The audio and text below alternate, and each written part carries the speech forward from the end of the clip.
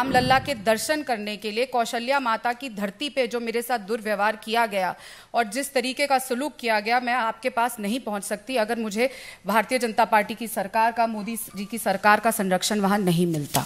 आज की कांग्रेस राम जी की विरोधी कांग्रेस है, हिंदू की विरोधी कांग्रेस है। मैं एक बहुत ही सकारात्मक सोच के साथ यहाँ आया हूँ। ये कि हो ही सोई जो राम रचि राखा, जो राम ने सोचा है वो आपको करना है। मैं चाहूँ तो दिन भर यहाँ बैठ के एक लंबा सा भाषण दे सकता हूँ और बहुतों से अच्छा भी दे सकता हूँ और बहुत देर तक दे सकता हूँ, जिसका कोई मायने नहीं है। मायने तब होगा जब मैं कुछ करके दिखाऊं। Former Congress spokesperson Radhika Kheda joined the BJP on May 7th.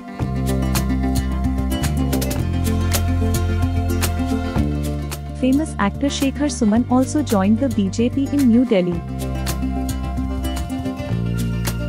They joined the BJP in the presence of General Secretary Vinod Tawre and Anil Baloni.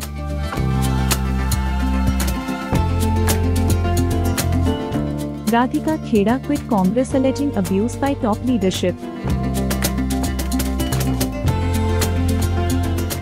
आज मैं अगर आपके समक्ष यहाँ बैठी हूँ तो वो सिर्फ इसीलिए क्योंकि छत्तीसगढ़ में मोदी जी की गारंटी की सरकार है, जिसके संरक्षण में मैं आज यहाँ पहुँच पाई।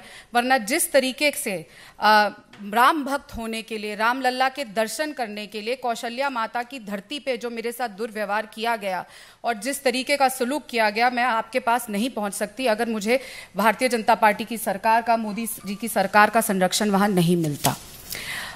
लगातार जिस तरीके से हिंदू होने का, एक सनातनी लड़की होने का, राम भक्त होने का मुझे सज़ा मिलती आई है कांग्रेस पार्टी में, लगातार मैं सहती आई थी। हमेशा से मैं ये सोचती थी, जब लोग कहते थे कि कांग्रेस राम जी की विरोधी नहीं है, क्योंकि हम तो समझते थे कि कांग्रेस पार्टी तो महात्मा गांधी जी की पार्टी है, जहाँ पे हर सभा की शुरुआत रघुपति राघव राजा राम से होती थी। लेकिन आज की कांग्रेस महात्मा गांधी जी की कांग्रेस नहीं है। आज की कांग्रेस राम जी की विरोधी कांग्रेस है, हिंदू की विरोधी कांग्रेस है। मेरी जननी जो खुद इतनी बड़ी राम भक्त है, जिनको लेके मैं रामलला के दर्शन करने गई, मेरा पूरा परिवार राम भक्त है। और जब राम मंदिर बना और मूर्ति की स्थापना हुई, जिस तरीके से हमने अपने घर में उसको मनाया, उसको लेकर जितना कष्ट भारतीय राष्ट्रीय कांग्रेस को हुआ और उसके चलते जिस तरीके से एक षड्यंत्र मेरे खिलाफ रचा गया और माता कौशल्या के धरती पे, राम जी के ननिहाल में मेरे साथ जो दुर्व्यवहार किया, उससे पीड़ित होके आज मैं बोलते हुए भी ये कांप रही हूँ जब मैं उस पल को वापस जीती हूँ। ये सिर्फ मोदी जी की गारंटी की सरकार थी कि बेटी वहाँ सुरक्षित थी और वहाँ से सुरक्षा से यहाँ पर पहुँच सकी। और मैं बहुत बहुत धन्यवाद देती हूँ नरेंद्र मोदी जी का, श्री अमित शाह जी का और साथ ही राष्ट्रीय अध्यक्ष श्री JP नड्डा जी का, कि उन्होंने मुझे मौका दिया है कि मैं रामलला के इतने विशाल परिवार का आज हिस्सा बन सकूं और भारतीय जनता पार्टी में शामिल हो सकूं। और एक मौका नरेंद्र मोदी जी के द्वारा, अमित शाह जी के द्वारा और JP नड्डा जी के द्वारा मुझे मिल रहा है विकसित भारत में अपना एक छोटा सा कंट्रीब्यूशन देने का और नेशन बिल्डिंग में, और भारत को सच में विश्व प्रसिद्ध, विश्व में सबसे बेहतरीन देश बनाने का ये मौका मिल रहा है। कल तक मुझे खुद मालूम नहीं था कि मैं आज यहाँ बैठूंगा,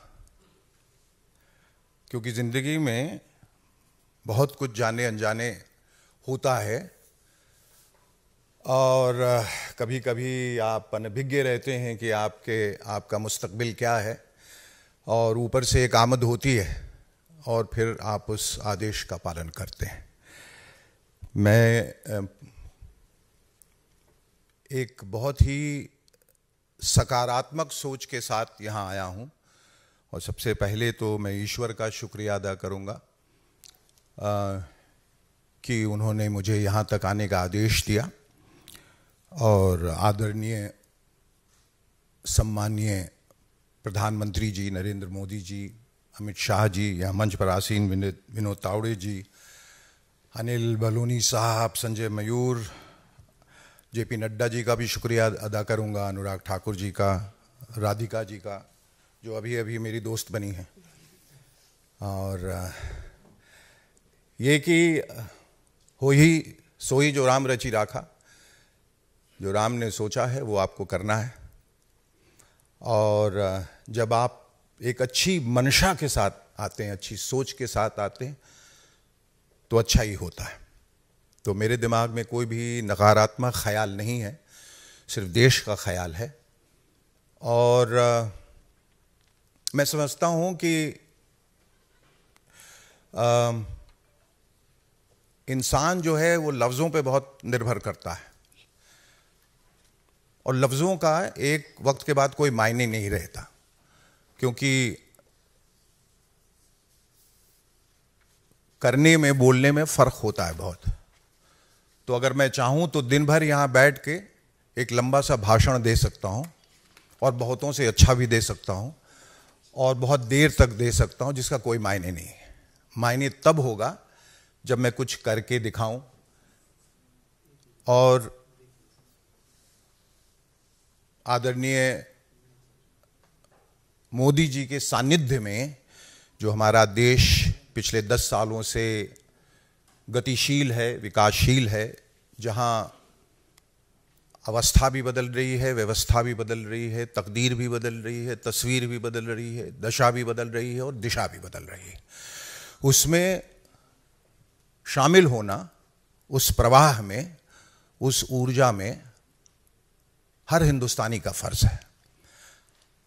और उसके लिए ज़रूरी हो जाता है कि जो ताकतें हैं, जो करना चाहती हैं, उनका आप हाथ बटाएं। भले ही आप एक अदने से इंसान हैं, लेकिन वो कहते हैं कि बूंद बूंद से सागर बनता है। और मैं अपने आप को खुशकिस्मत समझता हूँ कि मुझे ये मौका मिला है। और जैसा मैंने पहले कहा कि ज़्यादा न बोलते हुए उस वक्त की प्रतीक्षा में जब मैं कुछ कर पाऊँगा और करके दिखाऊँगा, तब शायद कुछ बोलने के लिए रहेगा। इस वक्त ये कि मैं खुश हूँ कि जो हुआ है।